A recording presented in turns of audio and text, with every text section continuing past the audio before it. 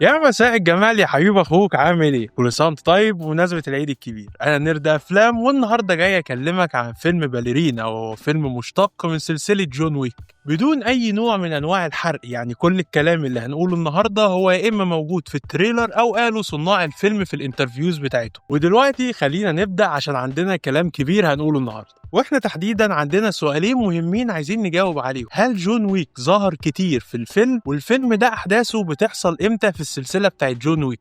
حبيبي صفحي، خلينا نجاوب بالراحه بقى. فيلمنا متقسم ل4 شابترز: طفوله ايف، وتدريب ايف في روسكاروما، وتنفيذها لعقود القتل والانتقام. احنا يهمنا في ال4 شابترز دول شابترين بالظبط، وهما الشابتر الثاني بتاع تدريب ايف في روسكاروما، لان احداث الشابتر ده بتحصل في نص الجزء الثالث بتاع جون ويك، اللي هو جون ويك بارابيلم، لما جون ويك راح للدايركتور في المسرح عشان يطلب منها انها توديه على المغرب، وقطعت التذكره بتاعته وشمته بيها وكل الحاجات اللي شفناها دي. اما تاني شابتر يهمنا في فيلم باليرينا فهو الشابتر الرابع اللي هو الانتقام، لان احداثه بتحصل في ال6 شهور اللي بين الجزء الثالث بتاع جون ويك والجزء الرابع. لان في اخر الجزء الثالث من جون ويك شفنا ان وينستون ضرب جون بالنار ووقع من فوق سطوح الكونتيننتال، وبعد كده الباوري لقاه وقعد يعالجه لمده 6 شهور عشان تبدا بعد كده احداث الجزء الرابع من جون ويك. اهو الشابتر الرابع بتاع الانتقام في فيلم باليرينا المفروض انه بيحصل في 6 شهور دول، ودي احتماليه لبلوت هول ومشكله كبيره هتقابلنا في القصه بتاعت الفيلم، بس دي هنجيلها قدام شويه. ودلوقتي خلينا اقول لك قصه فيلم باليرينا بدون اي حرق. قصتنا بتحكي عن ايف ماكارو اللي عامله دورها انا دي ارمس، واللي اهلها اتقتلوا وهي صغيره، ووينستون اخدها ووداها الروسكاروما عشان تبقى العائله بتاعتها وتتدرب معاهم. فايف ماكارو هتكبر وهتبقى باليرينا وفريلانس كده، وهي فاضيه بتبقى اساسا مقاتله. وبتتابع احداث الفيلم هتدور على الانتقام من اللي قتلوا اهلها وهي صغيره، ومن هنا الفيلم بتاعنا هيولع. خليني دلوقتي أكلمك عن أكتر عناصر الفيلم قوة وإبهار، وهي أنا دي أرمس في دور إيف ماكارو. أنا دي أرمس برغم إنها عملت أفلام أكشن كتير، إلا إن أوراق اعتمادها في أدوار الأكشن قدمتها في فيلم نو تايم تو داي مع جيمس بوند. يعني يا حبيب أخوك، أنا لو سألتك هل في فيلم نو تايم تو داي أنت فاكر أي واحدة ظهرت في الفيلم غير أنا دي أرمس وفستانها الأسود والأكشن الحلو بتاعها، غالبا هتكون إجابتك لأ، وإن أنت مش فاكر أي حد غيرها برغم مشاهدها اللي ما كانتش كتيرة مع جيمس بوند. اكيد اصل مش هتبقى فاكر لاشانا لينش يعني. فالمهم ان بالرغم ان مشاهدها اللي ما كانتش كتير، الا ان اسهمها رفعت جدا في افلام الاكشن، وده اللي يخليها اختيار بيرفكت لبطولة فيلم زي باليرينا، لانها في فيلم باليرينا تمثيل حلو واكشن ممتاز، وهي نفسها امورة، فكل حاجة في مكانها الصح. بس في تخوف تاني كده، بعض الناس لما بيشوفوا فيلم من بطولة نسائية بيقولك بس الأجندات اشتغلت وبتاع. طب شوف الفيلم الأول يا عمنا. وأنا بصراحة يعني بكل الفرحة اللي في الدنيا بأكد لك إن الفيلم ده خالي من كل الأجندات ومفهوش أي إقحام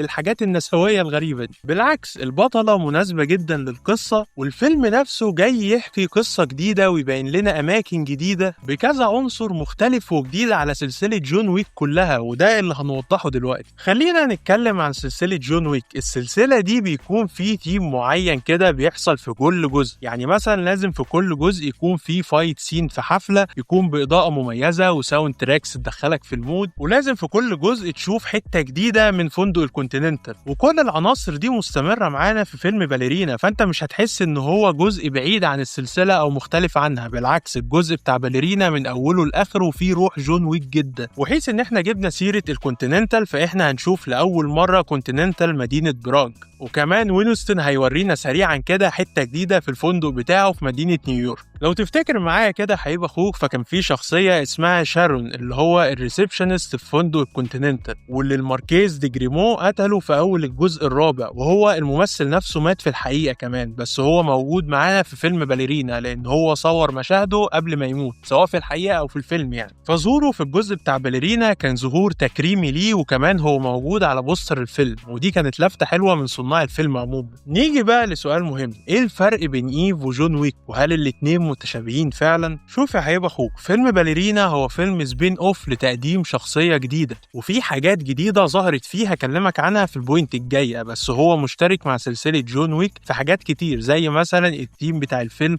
والقواعد بتاعت العالم بتاعت جون ويك اللي هي محطوطة اوريدي وانت عارفها، زي ما تقتلش على ارض الكونتيننتال واي تميمة لازم توفي بيها. اما الجديد في الفيلم فهو كان الاكشن الأكشن وشخصية إيف. ودلوقتي خلينا أكلمك عن الأكشن، حيث إن جون ويك وإيف ماكارو اتدربوا تحت إيد روس كاروما، فهو أسلوب الفايتس بتاعهم شبه بعض، يعني مثلا رصاصتين في الجسم ورصاصة في الراس، وتحركاتهم بالأسلحة شبه بعض. المختلف بقى إن إحنا هنشوف بطلتنا بتتعامل مع نوع جديد من الأسلحة زي قاذفات اللهب والقنابل الكتير، وده هيدي تنوع كبير في الأكشن وهيخلينا نشوف حاجات جديدة على عينينا في السلسلة دي. وطبعا وسط كل الأسلحة والدعك ده فالمارشال آرتس كانت موجودة وبقوة، ودي حاجات اتدربت عليها فعلا أنا دي أرمس في تحضيرها للفيلم. وهنا نروح لشخصية إيف ماكارو وإيه اللي يفرقها عن جون ويك. في الحقيقة الشخصيتين متشابهين جدا جدا جدا ومختلفين عن بعض برضو جدا جدا جدا. يعني خلينا أوضح لك، إحنا قلنا إن هم متشابهين في أسلوب الفايتس بتاعهم وإنهم طالعين من روس كاروما، وحتى رحلتهم الانتقامية، يعني إيف بتنتقم من الناس اللي قتلوا عيلتها زي الانتقام اللي عمله جون ويك في أول جزء. وحتى نهاية فيلم باليرينا شبه نهاية جزء من أجزاء جون ويك، بس مش هقولك هو أنه جزء يعني عشان ما بقاش بحرقلك. المختلف بقى إن جون ويك من أول جزء وإحنا بيترسخ في دماغنا إن هو البابا ياجا المرعب اللي محدش يقدر يقف قصاده، اللي قتل 3 بقلم رصاص قبل كده. فأي فايت سين بيظهر فيها أنا مش خايف عليه، أصل ده مين هيقدر يعمل له حاجة، يعني ده جون ويك. أما إيف ماكارو بطلة قصتنا فهي لسه في الأول، قصة صعود من باليرينا عادية بتاخد كونتراكتس عادية من روس كاروما لأساس محترفة. وأكيد طبعا هي لسه مش في براعة جون ويك، بس تقديمها وقصتها كانوا حلوين وبيفتح لها الباب إنها تكون موجودة معانا أكتر في السلسلة بتاعت جون ويك. ودلوقتي خلينا نتكلم عن جون ويك وظهوره في فيلم باليرينا. بس قبل ما نقول الحاجات دي يعني عايزك تعمل لايك لعمو نرد أفلام وكومنت حلو كده الحاجات دي. المهم كان في تخوف منتشر وحتى هتلاقيه في الكومنتس اللي على تريلر باليرينا إن الكام مشهد اللي ظهروا في إعلان الفيلم يكونوا هم دول الكام مشهد اللي هيظهر فيهم جون ويك في الفيلم فعلا، وإن هم محطوطين للترويج في الفيلم مش أكتر. بس ده ما كانش حقيقي تماما، لأن جون ويك ظهر في الشابتر الثاني والرابع من فيلمنا زي ما قلت لك في الأول، وظهر في الشابتر الرابع ظهور مطول بشخصيته جون ويك ببدلته المضادة للرصاص، وهيعمل شوية قلق حلوين كده. وده يخلينا نتساءل، هل ظهور جون ويك كان لازم يحصل أصلا وكان له جدوى، ولا صناع الفيلم حطوه عشان مش واثقين في أنا دي أرمس وإنها تقدر تشيل الفيلم لوحدها؟ وبصراحة أنا هيبقى أخوك ظهور جون ويك خلق بلوت هول أو عيب كبير في القصة، وخليني دلوقتي أقول لك على العيب ده. برغم إن حبيت ظهوره جدا في الفيلم وحبيت تأثيره على القصة وعلى بطلتنا، بس ظهوره مش منطقي خالص، وخليني أقول لك ليه. في آخر الجزء الثالث بتاع جون ويك، وبعد ما جون اتضرب بالنار ووقع من فوق سطوح الكونتيننتال والباوري أخده عشان يعالجه، ففي انترفيوز الجزء الرابع المخرج قال إن المدة بين الجزئين 6 شهور، لأن دي المدة اللي بياخدها العظم عشان يشفى، والمفروض إن ال6 شهور دول هما اللي بيظهر فيهم جون ويك في فيلم باليرينا. طب إزاي بقى جون ويك بيشفى من عظم متكسر ومتدغدغ وفي نفس الوقت بيعمل القلق ده كله؟ ده غير بقى إن في بلوت هول أكبر من دي كمان. في الجزء الثالث زي ما شفنا جون ويك لما راح للدايركتور هي قطعت التذكرة بتاعته وقالت له إن أنت كده بقت بره عيلة روس كاروما، بغض النظر عن إنه في الجزء الرابع راح برلين ورجع للعيلة تاني، بس لحد الجزء الثالث فهو بره العيلة دي. فإزاي بقى نفس الدايركتور اللي طردته من العيلة هتستعين بيه في مهمة وهو مش محسوب على روس كاروما أصلا؟ فدي بصراحة كانت أضعف نقطة في الفيلم. يعني هو ظهوره حلو وكل حاجة بس مش مبرر، بس ده ما يمنعش بصراحة يعني إن أنا انبسطت لما شفته وكانت مشاهده كلها حلوة يعني، فإحنا هنعديها بصراحة بقى. كله لاجل عم جون ويك يعني مفيش مشكلة. واخيرا قبل ما نتكلم عن الشرير خلينا اكلمك عن روس كاروما. انت عارف ان الهاي تيبل فيها 12 سيت، روس كاروما هي مافيا واخده سيت من ال12 دول على الهاي تيبل. وروس كاروما هم الروس الغجر، ودول مجموعة من الرومان عاشوا في روسيا وبيلاروسيا ومقرهم الحالي في مدينة برلين زي ما شفنا في الجزء الرابع. واللي من روس كاروما طبعا احنا عارفين جون ويك وإيف ماكارو. طب مين شرير الفيلم بقى؟ الشرير بتاعنا هو الكونسلر او المستشار، وده رئيس كالت او جماعة ما تمش ذكر اسمها في الفيلم، بس ده هيفتح الباب لأصيع واحلى حاجة في الفيلم بتاعنا. الكونسلر اللي هو الشرير الرئيسي بتاعنا وجماعته قاعدين في مدينة اسمها هالشتات، والمدينة دي في شمال النمسا في منطقة جبلية. طب ليه بقول على ده ان هو أصيع حاجة في الفيلم؟ لان ده هيفتح علينا الباب لكونسبت جديد لأول مرة هيتقدم في سلسلة جون ويك،